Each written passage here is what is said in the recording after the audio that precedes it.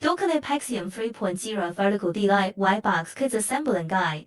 Arrange the cells from the same batch in the correct orientation, then apply foam and dividers to each cell.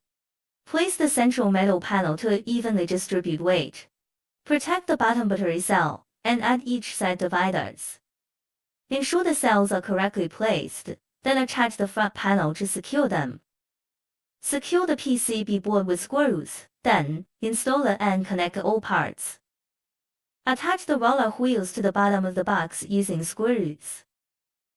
JK2ROA inverter BMS built into a active balancer.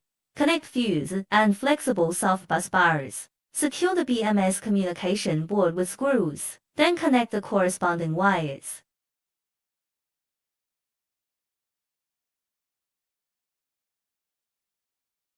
Please take attention on the voltage collection wires. If insert wrong port, will damage the board.